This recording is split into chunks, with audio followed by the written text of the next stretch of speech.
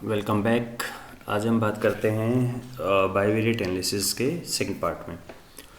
First part में मैंने discuss किया था चार चीज़ें कि रिग्रेशन कहाँ लगता है, hypothesis testing, cross tab, LDA.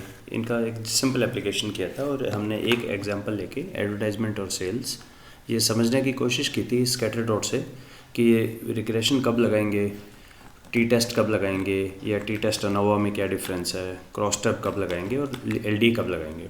तो इसमें दो चीज़ें और हैं जो मैं इंक्लूड करना चाहूँगा। एक तो कंसेप्ट है डमी वेरिएबल का, हालांकि ये मैं एक सेपरेट वीडियो में जो रिग्रेशन प्लेलिस्ट के अंदर है वहाँ पे एक्सप्लेन किया जा चुका है, पर एक बार दोबारा कर लेते हैं। और दूसरा हम बात करेंगे कि ऐसा क्यों है कि लोग बोलते हैं parametric test non parametric test से ज़्यादा बेहतर है। तो इन दो एरियाज़ पे हम बात करते हैं। यहाँ पे जब हमारे पास डिपेंडेंट वेरिएबल मीट्रिक है और इंडिपेंडेंट नॉन मीट्रिक, तो मैंने आपको बताया था कि हाइपोथेसिस टेस्टिंग यूज होती है।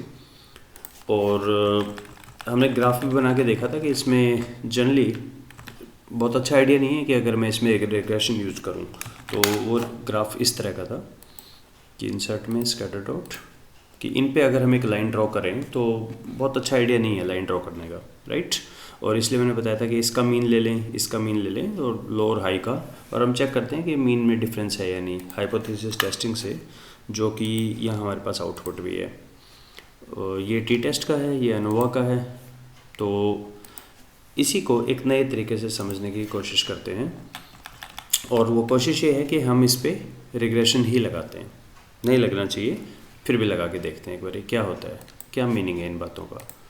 तो डाटा एनालिसिस में रिग्रेशन, ये डाटा एनालिसिस कहाँ से आएगा, ये शायद मैंने एक्सेल का जो वीडियो है उसमें एक्सप्लेन किया हुआ है। वाई का मतलब हमेशा होता है डिपेंडेंट वेरिएबल, तो ये हो गया डिपेंडेंट वेरिएबल। एक्स का मतलब और रेंज लिखा है एक से ज़्यादा इंडिपेंडेंट वेरिएबल, तो मैंने ये ले लिया इंडिपेंडेंट वेरिएबल। लेवल का मतलब है कि पहली लाइन को ना पढ़े, उसमें हेडिंग है और कुछ नहीं। आउटपुट रेंज कहाँ दे, हमारा आउटपुट यहीं दे दे साथ साथ ही यहाँ पे। ओके, तो ये कह रहे इसको ओवरराइट कर दें, कर दो। ओके, चलिए अभी हमारे काम का सिर्फ ये, एक तो ये लोअर अपर दो बार देता है। लोअर अपर क्या है ये भी समझा दूँ एक बारी, क्योंकि ये कई बार एसपीएसएस के आउटपुट में भी देता है। और आइए एक एक करके देखते हैं सारा। सबसे पहले इस टेबल पे करें। रिग्रेशन क्या है, आर स्क्वायर क्या है, एडजस्टेड, इन सब की डिटेल में मैंने रिग्रेशन वाले वीडियो में बताया हुआ है। टोटल वेरिएशन सेल्स के अंदर, फॉरगेट अबाउट इंडिपेंडेंट, इसके अंदर जो वेरिएशंस हैं उनका मैग्नीट्यूड है 1488। हमने कहा कि एक हम अपना इंडिपेंडेंट वेरिएबल लेते हैं जिसने एक्सप्लेन किया 1250 और एफ हमारा आ गया 84। वैल्यू बहुत छोटी है 0.05 से, तो हमने कहा मॉडल हमारा गुड फिट है। और यहाँ पर भी ऐसे ही कुछ आ रहा था अनोवा टेबल में 1488, एफ की वैल्यू 84, तो यहाँ पर भी 84 आ रही है। सिग्निफिकेंस भी सेम आ रहा है 8.99 इंटू 10⁻⁸। अब इसको एक मिनट के लिए छोड़ दीजिए, इसका क्या मतलब है आर का। इस टेबल पे आते हैं। अगर मुझे इसका आउटपुट लिखना हो तो मैं लिखूँगा sales is equal to constant 23.35 plus 16.775 into advertisement. और इसमें एक अच्छा तरीका है कि इन सबको हम 2 डेसिमल प्लेस तक कर देते हैं। चलो अब ये छोटा है। इसका मतलब है एडवर्टाइजमेंट क्या है 1 और 2, और यही कोड था हमने जो इसमें भी यूज़ किया हुआ है कि 1 का मतलब है लो और 2 का मतलब है हाई। अब मेरा क्वेश्चन ये है कि अगर एडवर्टाइजमेंट लो है तो मेरी सेल्स कितनी होगी, तो इसमें 1 पुट कर दें। तो 1 के लिए हमारा होगा इक्वल टू दिस प्लस 1 रखने पे ये सिंपली ऐड हो जाएगा 16 और ऐड हो जाएगा इसमें 40। और अगर एडवर्टाइजमेंट की कैटेगरी 2 रखते हैं तो दिस मल्टीप्लाइड बाई 2, ये आ गया 56.9। तो इसका मतलब अगर मैं अपनी एडवर्टाइजमेंट लो रखता हूँ, मेरी सेल्स ऑन एन एवरेज होने की उम्मीद है 40.13। और अगर तो क्या मैं लिखूँ यहाँ पर फॉर लो एडवर्टाइजमेंट, और इसका मतलब है सेल्स फॉर हाई एडवर्टाइजमेंट। और अगर हाई एडवर्टाइजमेंट है तो 56.9। और एक बार इससे चेक करें ये क्या चीज़ें आ रही हैं, 56.9 और 40.1 क्या चीज़ है ये, और 40.125 और 3 ही है। इसका मतलब अगर आप इस केस में यूज़ करते हैं रिग्रेशन की जगह, सॉरी हाइपोथेसिस टेस्टिंग की जगह रिग्रेशन, तो भी अपना आउटपुट सेम आएगा। तो आई होप आप जो प्रोफेसर एंडीफील्ड बोलते हैं कि सारी ही चीज़ें रिग्रेशन हैं उससे शायद सहमत हो। ये थोड़े से क्वेश्चंस भी उठाता है कि अगर यही लगा सकते हैं हम रिग्रेशन, तो फिर हाइपोथेसिस टेस्टिंग क्यों लगा रहे हैं, हर चीज़ में रिग्रेशन ही लगा दें। बिल्कुल लगा सकते हैं हर चीज़ में, प्रोवाइडेड जब तक आपके पास बाईवेरिएट हो।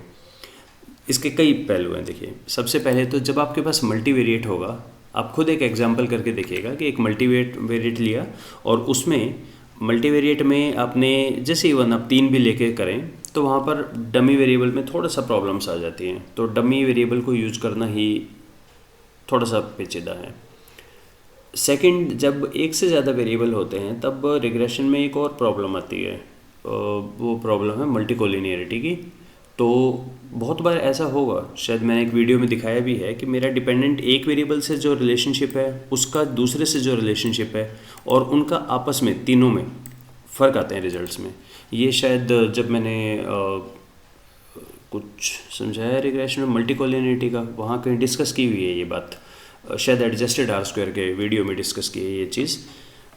एक्चुअली एक प्रॉब्लम ये आती है कि हम स्टडीज़ जब करते हैं पीजी की या स्टेट्स जब पेपर पढ़ते हैं तो एक कंसेप्ट ऑलमोस्ट नेगलेक्ट करते हैं और उसका नाम है partial correlation, part and partial correlation. ये हमेशा छोड़ देते हैं।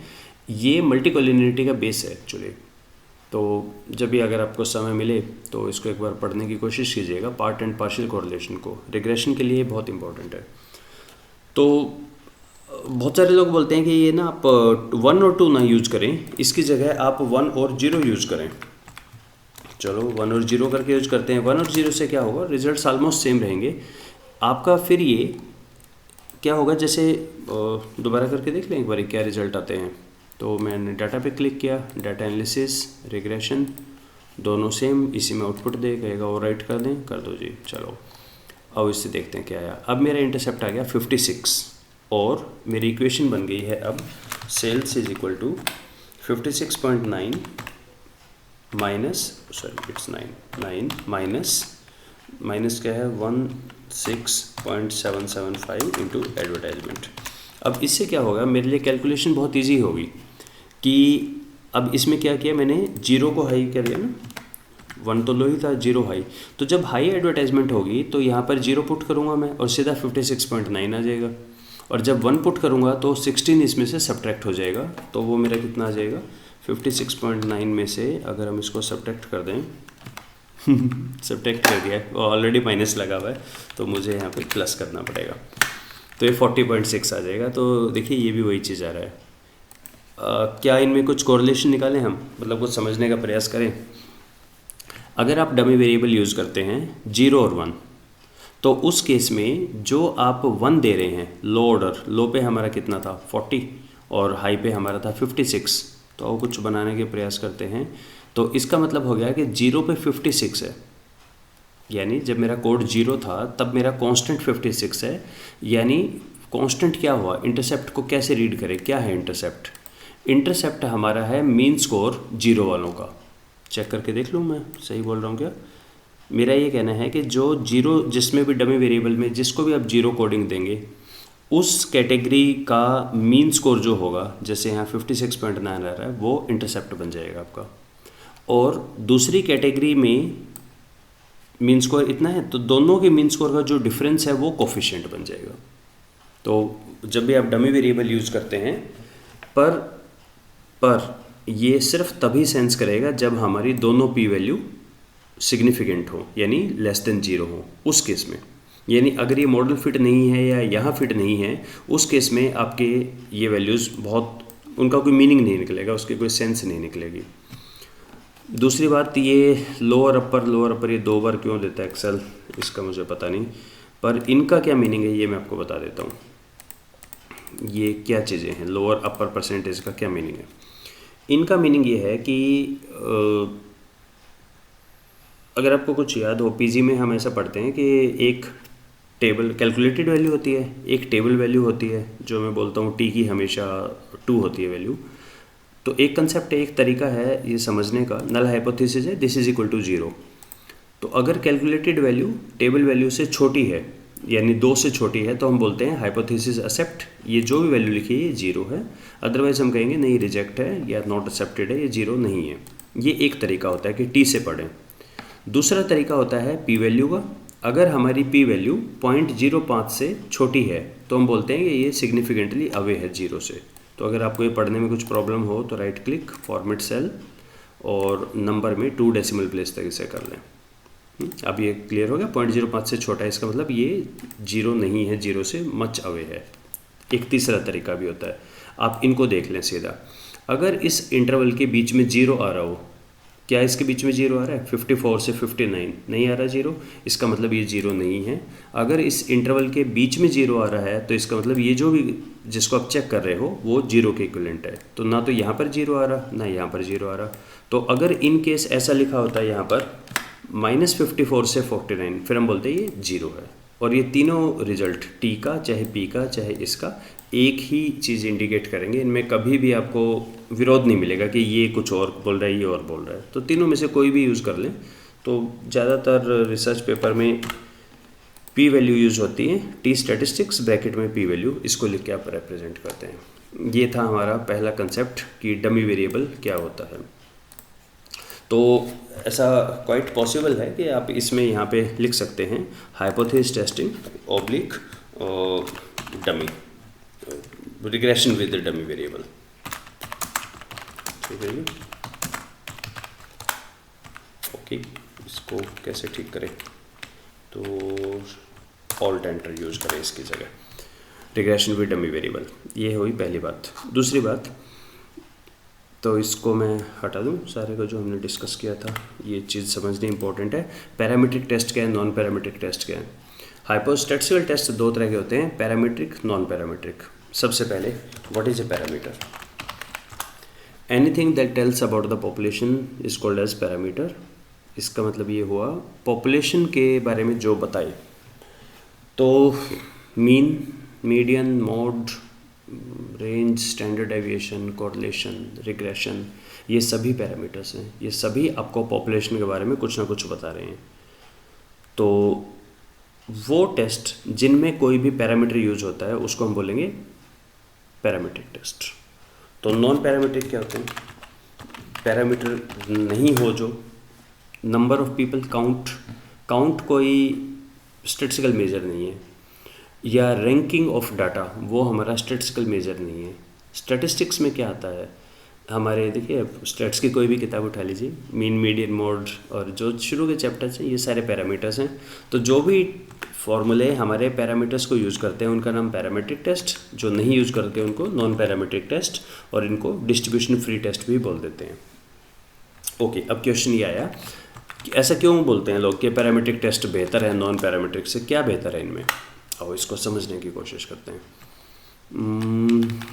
समझना ये है कि यहाँ मैंने एक ग्राफ बनाया था, इंसर्ट स्कैटर डॉट, ठीक है, ओके, 0 पे आ गया कोडिंग, इट डजेंट मैटर। चलिए मैं इसको 2 कर देता हूँ।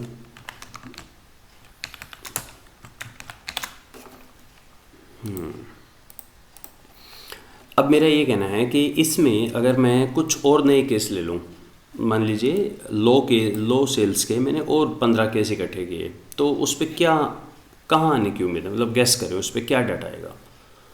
तो अगर वो एक ही पर्टिकुलर इंडस्ट्री को बिलोंग करता है, एक टाइम सेट का डाटा है, रिमेंबर क्रॉस सेक्शनल स्टडी है ये, तो आपका ना जो डाटा है वो रफली यहीं आने की उम्मीद है। मतलब ऐसा हो सकता है कि कोई डाटा 300 आ जाए, 300 आ जाएगा तो हम बोलेंगे ये तो आउटलायर हो गया, जो बाकी से बहुत अवे है, तो इसको तो दूर करो, ये ठीक नहीं है। तो डाटा इसी रेंज में आने की उम्मीद है, ठीक है, थोड़ा सा बड़ा होगा, थोड़ा सा छोटा होगा। तो उस केस में क्या होगा कि वो जो डाटा है हमारा मीन, उस पर मीन पे बहुत फ़र्क नहीं पड़ेगा। अच्छा, ये कहाँ से क्या कह रहा है ये? तो मैं इसको दोबारा बना दूँ एक बारी। ये जो मेरा है इसके मीन पे कोई बहुत फ़र्क नहीं पड़ेगा। नए ऑब्जर्वेशन अगर मैं लो के लिए लेता हूँ, कुछ ऊपर आ जाएंगे, कुछ नीचे आ जाएंगी, तो मीन में आप एक चीज़ ध्यान से देखिए, मीन के अंदर इनबिल्ट एक क्वेश्चन इफेक्ट है, यानी कुछ ऊपर जाएगा कुछ नीचे जाएगा, उसका मीन यही रहेगा। इसी तरह यहाँ पर कुछ add until unless there is a outlier, जैसे मैंने 300 लिख दिया था, तब तो बहुत ज़्यादा फर्क आ जाएगा, पर आउटलायर को तो हम क्लीनिंग में ही हटा देंगे। तो इसके अंदर इनबिल्ट एक क्वेश्चन इफेक्ट है, यानी अगर मैं 100 नई ऑब्जर्वेशन लूँगा तो मेरा ये मानना है कि रफली मीन ठीक है, अभी कितना आ रहा है मीन हाई सेल्स पे 56 आ रहा है, 57 हो जाएगा, 60 हो जाएगा, 80 नहीं हो जाएगा। अगर ये एवरेज 80 हो जाता है इसका मतलब कोई बहुत ही अनप्रेसिडेंटेड सा डाटा आ गया या आउटलायर की संभावना काफ़ी ज़्यादा है। अगर हम यही चीज़ उसमें देखें जहाँ मेरे पास कैटेगरीज थी, अच्छा शायद तो मैंने डाटा डिलीट हो गया है मेरा डाटा, डजेंट मैटर। अगर मेरा यहाँ पे डाटा जैसे यहाँ पे कुछ पे 2 लिखा है, कुछ पे 1 लिखा है, 2 लिखा है, 1 लिखा है, तो बेसिकली इस पे हमने क्या किया था, क्रॉस टैब लगा दिया था इस पे, और नीचे लिखा हुआ है कहीं पे क्रॉस टैब, मैं एक बार दोबारा बना देता हूँ ताकि ये थोड़ा सा क्लियर हो। 1 का मतलब था लो सेल्स और 2 का मतलब था हाई सेल्स, आई होप यही थे।